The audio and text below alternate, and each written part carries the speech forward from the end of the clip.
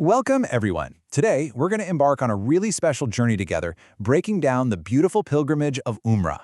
So whether you're getting ready for your own trip or you're just curious about it, this is your step-by-step guide to one of the most incredible experiences a person can have. At the very heart of it all is the Kaaba in Mecca. It's the direction we all face when we pray. But during Umrah, it literally becomes the center of your universe. And you have to understand, this isn't just a building. It's a powerful symbol of God's oneness and the unity of believers from every single corner of the globe, all gathered in one place. And that right there is the core of it. Umrah is an invitation. It's an invitation from God Himself. It's your chance to just leave all the noise of daily life behind, to seek forgiveness, and to come back with a completely renewed spirit. It's like a reset button for your soul. So, how does this journey actually begin? All right, let's get into the practical side of things, starting with the very first step, Ihram. Now, a lot of people think Ihram is just the clothes you wear, but it is so much more than that. It's really about entering a sacred state of mind, body, and spirit, a state of total purity.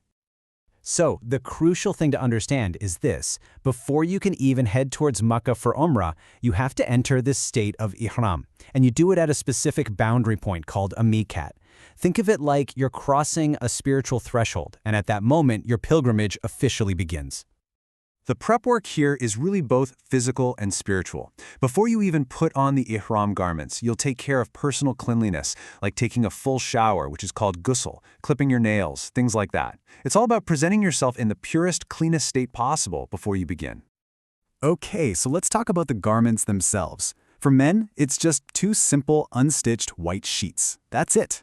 And this stark simplicity is so powerful because it strips away all signs of wealth, status, or background.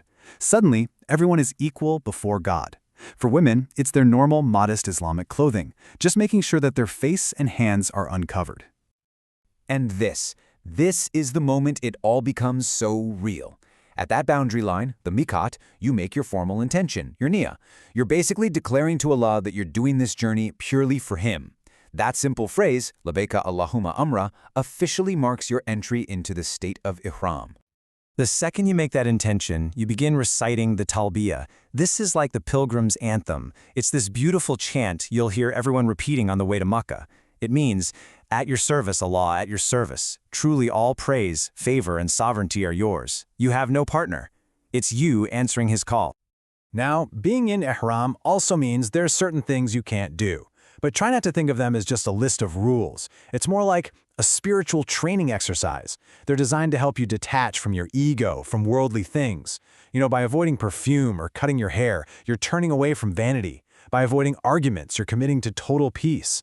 It's a really profound exercise in humility, keeping your focus only on God.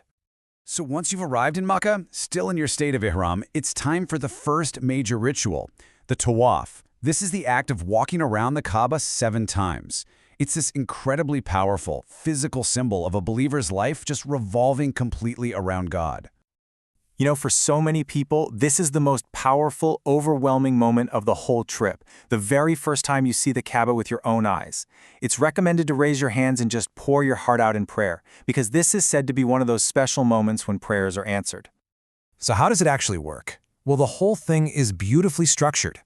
You start each of your 7 circuits lined up with the corner that holds the black stone. You always keep the Kaaba on your left, so you're moving counterclockwise. And for men, if there's enough space, it's recommended to do a slightly quicker, more brisk walk for the first 3 circuits. At the beginning of every single circuit, you do something called istilam. Now, if it's possible, you can kiss or touch the black stone. But honestly, with the huge crowds, that's often impossible and can be dangerous. The beautiful alternative is to simply face the stone from a distance, raise your palms towards it and say, "In the name of Allah, Allah is the greatest." It's a way to show respect without harming anyone. And here's a perfect example of just how comprehensive prayer in Islam is. In the last stretch of each circuit, between what's called the Yemeni corner and the black stone, pilgrims recite this verse. It's a prayer asking for all the good things in this life, all the good things in the next life, and for protection from hellfire. It basically covers everything a believer could hope for. Okay, so once you've completed all 7 circuits, you're not quite done. First, you'll pray 2 units of prayer, ideally behind the station of Ibrahim.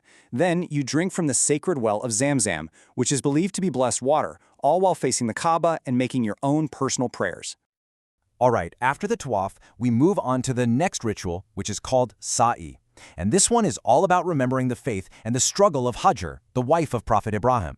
It's this really powerful walk that reenacts her desperate search for water, a search that was driven by just unshakable faith. So why these two specific hills? Why do millions of people walk back and forth between them every year? Well, the answer is in this incredible story of perseverance and divine mercy. The story goes that Hajar was left in the desert with her baby son Ishmael, and she ran desperately between these two hills, Safa and Marwa, 7 times, searching for water. Her faith was rewarded when an angel struck the ground and the well of Zamzam gushed forth. And today, when you walk the path, you'll see green lights that mark the section where she would have picked up her pace and ran. So the actual process is pretty straightforward. You start at the hill of Safa and you walk to Marwa. That's lap 1. Then you walk back from Marwa to Safa. That's lap 2. You just keep going for 7 laps in total, and your 7th and final lap will end at the hill of Marwa. And every time you reach the top of Safa or Marwa, you're going to pause for a moment. You face towards the Kaaba, you raise your hands, and you make your own personal prayers.